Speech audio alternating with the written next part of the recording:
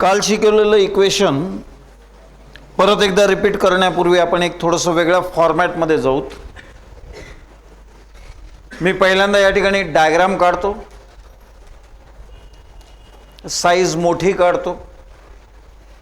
ती डायग्राम पहिल्यांदा तुम्ही त्या ठिकाणी काढून घ्या आणि नंतर मग मी त्याचं एक्सप्लेनेशन परत एकदा द्यायला चालू करतो. लक्ष द्या, माझ्याकडे एक स्मॉल बार मॅग्नेट आहे. नॉर्थ पोल हा south pole, this is a axis, this is centre of the magnet ओ. त्या ठिकाणी ॲक्सिसला परपेंडिक्युलर बायसेक्टर जो असेल त्याला आपण त्या ठिकाणी we call it as equator. तर ह्या इक्वेटरवर तो त्या ठिकाणी पी पॉइंट आहे जो सेंटर ऑफ द मॅग्नेट पासून आर अंतरावर आहे. तुमच्या मॅग्नेटची डायपोल लेंथ 2l असल्यामुळं सेंटर ऑफ द मॅग्नेट पासून हा किती असेल, l असेल. तर नॉर्थ पोल देखील सेंटर ऑफ द मॅग्नेट पासून किती असेल, l अंतरावर असेल. आणि या मॅग्नेटची मॅग्नेटिक डायपोल मोमेंट ही कशी असेल, directed from south to north, ही असेल त्याची मॅग्नेटिक डायपोल मोमेंट. दुसरी गोष्ट, हे अंतर जर l असेल, हे अंतर जर r असेल, तर तुमचा हा पी पॉइंट नॉर्थ पोल पासून किती अंतरावर असेल, तर it is under root of r square plus l square एवढ्या अंतरावर असेल. सिमिलरली ओ आणि s मधलं अंतर देखील l आहे आणि ओ पॉइंट पासून हा पी पॉइंट r अंतरावर आहे आणि हा राईट अँगल ट्रायंगल आहे. म्हणून या ठिकाणी तुमचं एसपी अंतर देखील काय असेल, r square plus l square एवढा असेल. कुठल्याही पॉइंटला magnetic induction due to north pole हे नेहमीच कसं असतं, डायरेक्टेड अवे असतं. म्हणजे याचा अर्थ नॉर्थ पोल मुळे तयार होणारं पी पॉइंटचं मॅग्नेटिक इंडक्शन हे असं असेल आणि it is a B north. तर कुठल्याही पॉइंटला साऊथ पोल मुळे तयार होणारं मॅग्नेटिक इंडक्शन हे किती असेल कसं असेल, it is always directed towards. म्हणून या ठिकाणी हे मॅग्नेटिक इंडक्शन हे असं असेल and it is B south. B north आणि बी साऊथ हे दोन्ही वेक्टर आहेत आणि एकमेकाबरोबर काही ना काहीतरी ते अँगल तयार करत आहेत. मग रिझल्टंट जर काढायचा असेल किंवा रिझल्टंट मॅग्नेटिक इंडक्शन जर काढायचं असेल तर त्या ठिकाणी साधा नियम आहे. दिलेले दोन वेक्टर सेम डायरेक्शन मध्ये असतील तर त्यांचं ऍडिशन करावं लागेल, अपोजिट डायरेक्शन मध्ये असतील तर त्यांचं सबट्रॅक्शन करावं लागेल आणि काही अँगल तयार करत असतील तर लॉ ऑफ ट्रायंगल किंवा लॉ ऑफ पॅरलेलोग्राम वापरणार. लॉ ऑफ पॅरलेलोग्राम मध्ये काय, दिलेले दोन वेक्टर एका पॅरलेलोग्रामच्या ऍडजसंट साइड समजा, त्या दोघांच्या कॉमन पॉइंट पासून निघणारा वेक्टर जो डायगोनल आहे त्या पॅरलेलोग्रामचा, याला we call it as resultant vector which is a B equator. आता या ठिकाणी जर आपण विचार केला, हा पॉइंट पी आहे, हा ओ आहे, एन आहे, एस आहे. याला जर मी या ठिकाणी जर नावं द्यायची जर मी ठरवली तर मी याला कुठले देऊ, क्यू, हे आर, कुठलं घेतलं होतं, ओ इथं आहे, यस इथं आहे,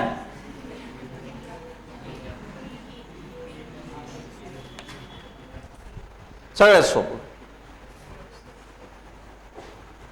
आता इथं विचार करा, ही रेषा मी अशी सरळ वाढवलेली आहे,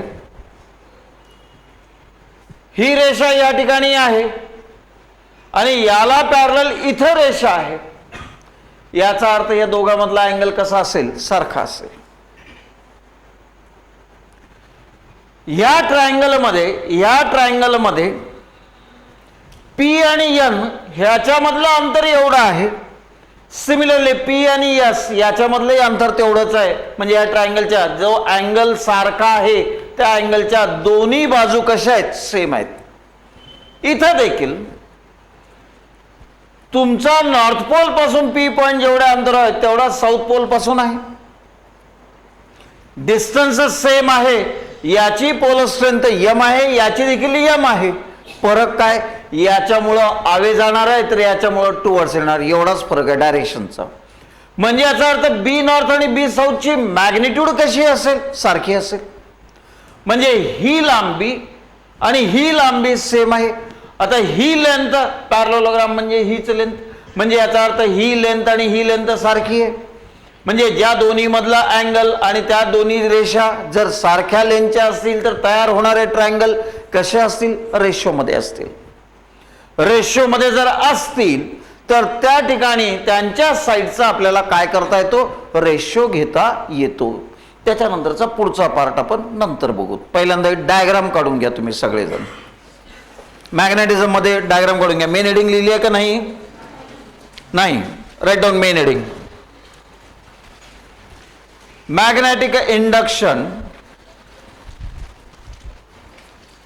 magnetic induction due to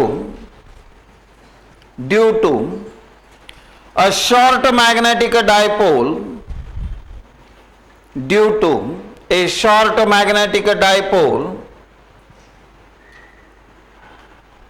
at an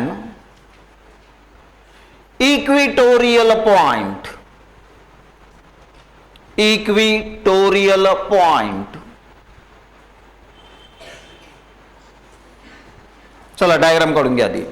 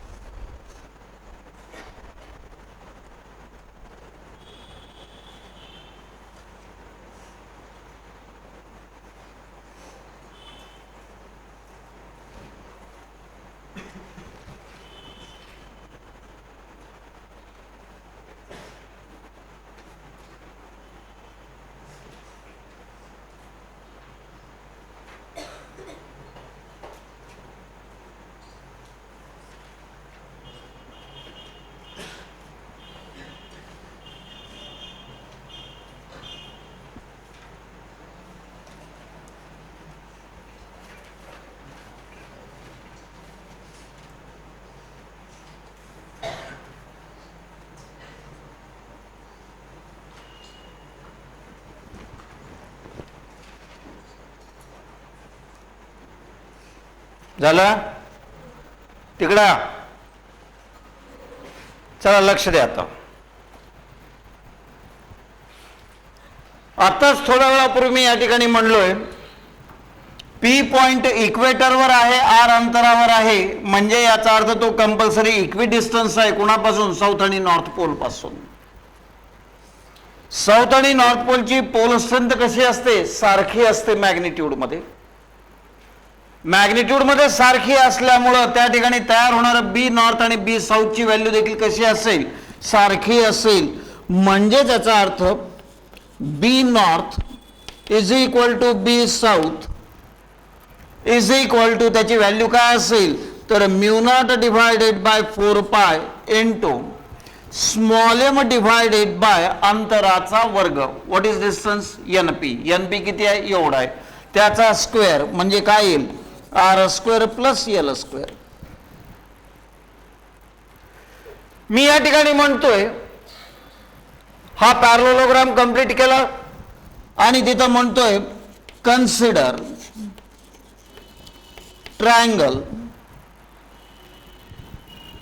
QPF and PNS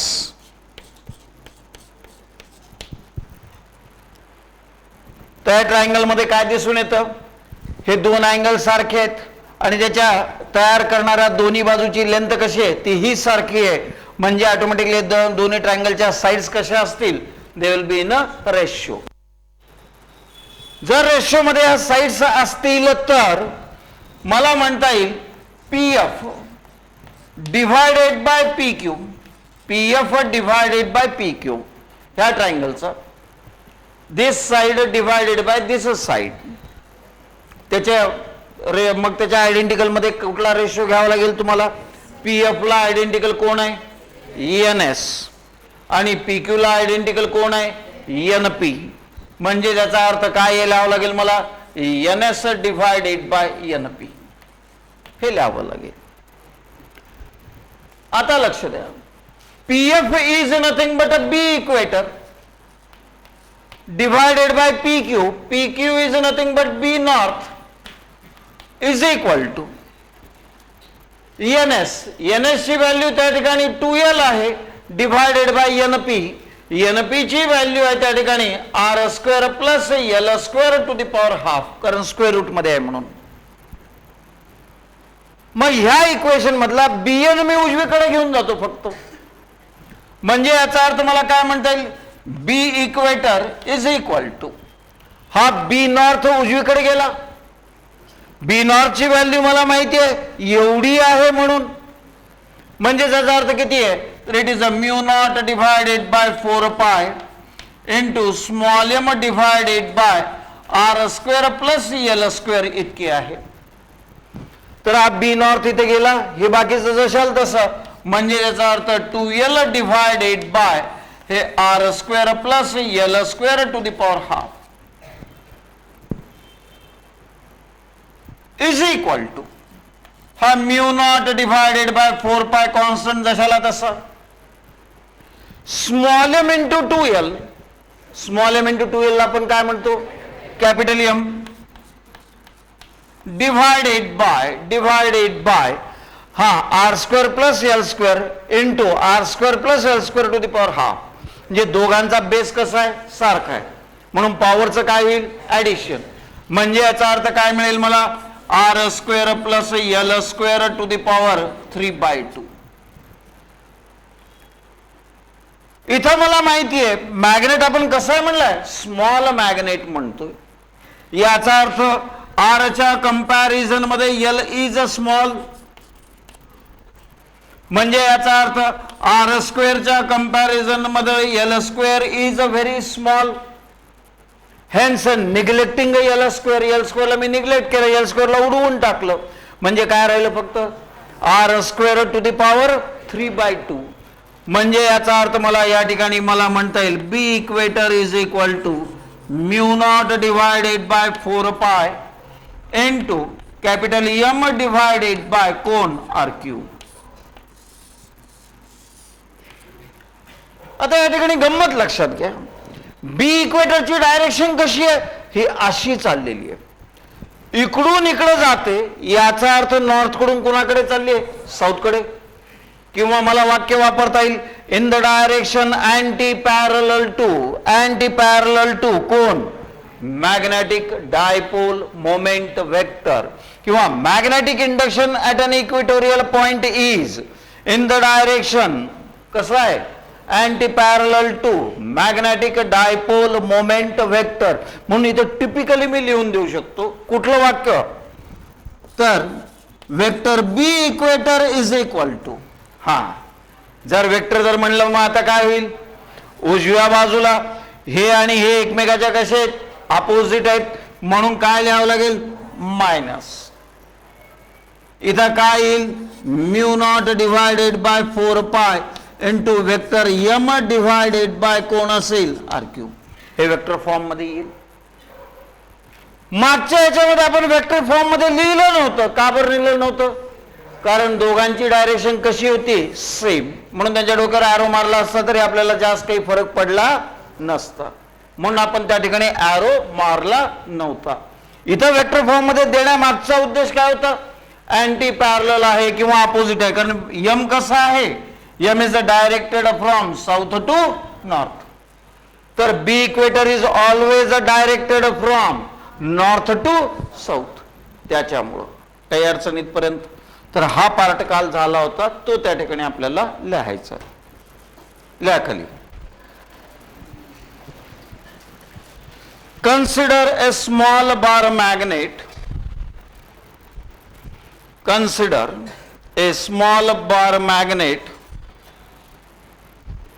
of pole strength small m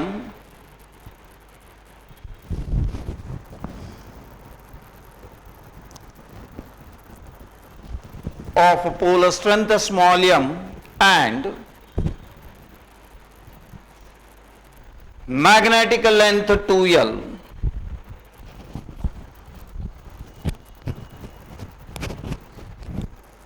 Magnetic length 2L such that the magnetic dipole moment is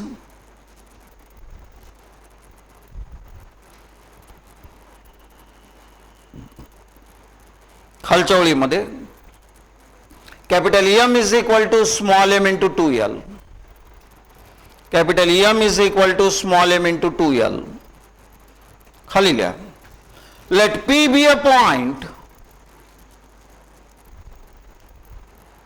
let P be a point present on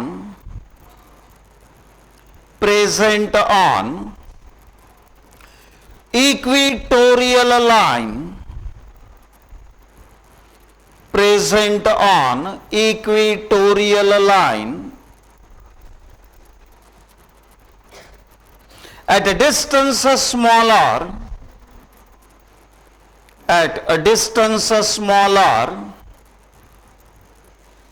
from the center of the magnet, from the center of the magnet.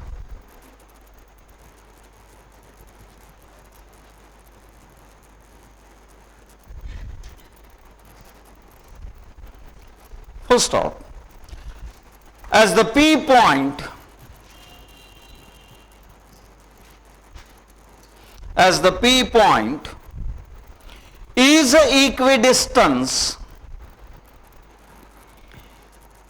as the P point is equidistance from north and south pole, from north and south pole, the magnetic induction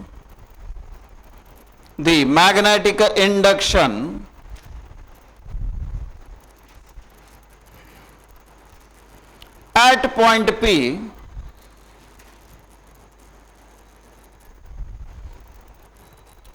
due to north and south pole, due to north and south pole is the same is same, which is खालच्या ओळीत which is B north is equal to B south, B north is equal to B south is equal to mu naught divided by 4 pi into small m divided by r square plus l square. Small m divided by r square plus l square. खाली लिहा. But the direction of B north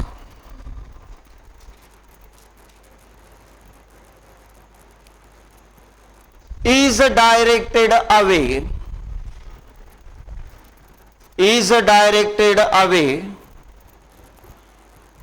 at point P represented by PQ.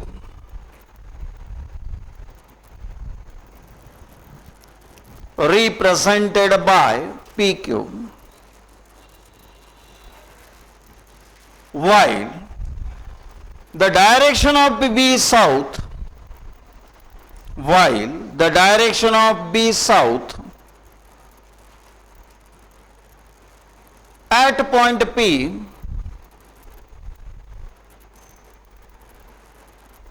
is directed towards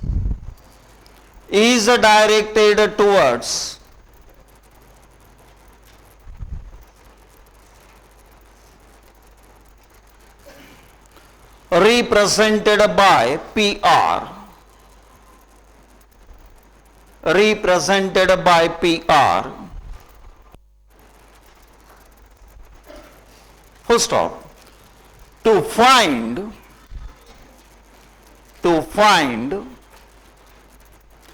resultant magnetic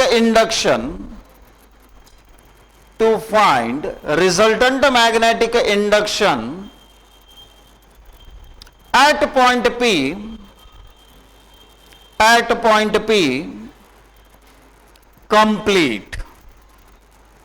complete the parallelogram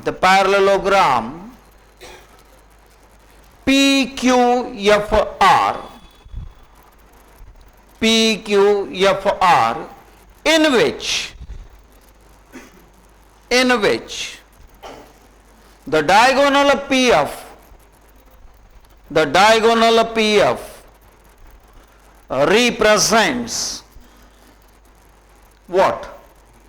The resultant magnetic induction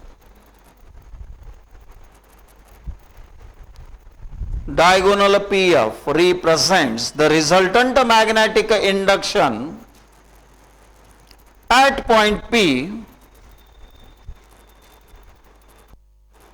which is B equator.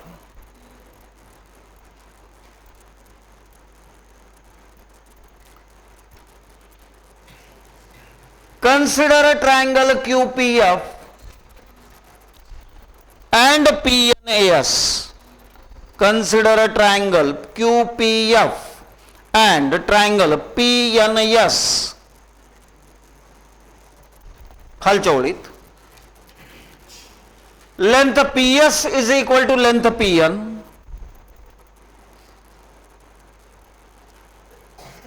and length QP is equal to length QF. Length QP is equal to length QF. Also, angle SPN is equal to angle FQP. Hence, the two triangles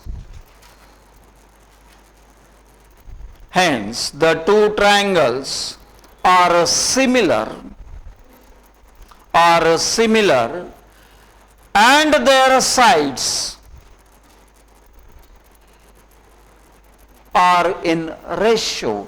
and their sides are in ratio म्हणून खालच्या ओळीमध्ये इथून चालू करायचं.